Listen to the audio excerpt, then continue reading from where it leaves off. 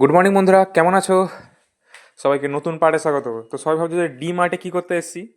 তো আসলে বুঝতেই পারছো, সব ভেস্তে গেছে। আজকে আসলে সেকেন্ড ডে, মানে 28 তারিখ ছিল, যেই দিনে আমাদের আরাকু ভ্যালি যেটা ছিল সেইটা প্ল্যানিংয়ে ছিল, তো সেটা ক্যান্সেল হয়ে গেছিলো। আগের দিন আমরা মেসেজ পেয়ে গেছিলাম, সেটার জন্যে আমরা আর দেখতে পারিনি। তাই ভাবলাম যে এখানে একটা মল আছে, যেটা এরিয়া অনেক বড়। মানে মলের সাইজটা তুমি জাস্ট দেখো, মানে এই বোতলের সিরিজ দেখলে বুঝতে পারবে। আমাদের কলকাতায় বা অন্য কোনো মলেতে বোতলের জাস্ট একটা ছোট একটা কালেকশন হয়, এখানে একটা পুরো এরিয়া বোতলের, একটা এরিয়া পুরো ব্যাগের, খেলনার একটা এরিয়া আলাদাই। মানে এক একটা ফ্লোর এক একটা পুরো মাঠের মতো। তো তারপরে ওখান থেকে হয়ে গেল, মল থেকে বাড়ি চলে এলাম কেনাকাটি করে। তারপর ভাবলাম যে বিকালে একটু বেরোই বিচের ধারে। আর ঠিক ওরই 1-2 ঘন্টা পরেই ঝড়টা আসার কথা, মানে সাইক্লোন মন্থাটা। ওই জন্য ওয়েদারটা দেখতে পাচ্ছ খুবই ডেঞ্জারাস হয়ে আছে। এই বৃষ্টি নামবে নামবে করছে, আর তারপরে ঠিক ওটাই হলো। ঝড় শুরু, বৃষ্টি শুরু, সব ছুটছি আমরা রাস্তা দিয়ে, দেখতে পাচ্ছ।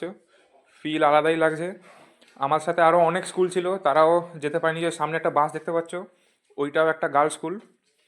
তারা ওই একই সেম আমাদের মতনই ট্যুর ছিল 3 দিনের, কিন্তু সব ক্যান্সেল হয়ে গেল। খুবই বাজে ট্যুর গেছে, কি বলবো, এরকম ট্যুর যায়নি কখনো। এখন এই বিচের ধার দিয়ে যাচ্ছি, আর পুলিশরা সব মাইকে অ্যানাউন্সমেন্ট করছে যে ঝড় আসবে। মানে সমুদ্র তো উত্তাল, দেখতেই পাচ্ছ।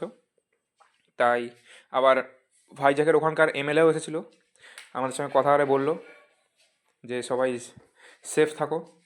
তো তাই চলে গেলাম আবার হোটেলের দিকে, কারণ আর 1 ঘন্টার মধ্যে সাইক্লোনটা পড়ার কথা ছিল। কিন্তু তারপরে কি হলো, সাইক্লোনটা পড়েনি।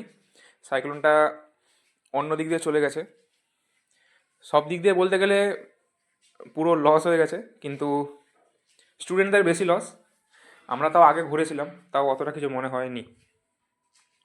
তো চলো, আর কিছু বলার নেই, এটাই লাস্ট পার্ট দেখানোর জন্য। দেখতে পাচ্ছ এই যে এবার শুরু হবে। খুবই ওয়েদারটা সুন্দরও হয়ে আছে, আর ভয়ঙ্কর ভয়ানকও হয়ে আছে। তো আজকের মতন এতটাই, দেখা হচ্ছে আবার একটা নতুন সিরিজে। তো বাই বাই।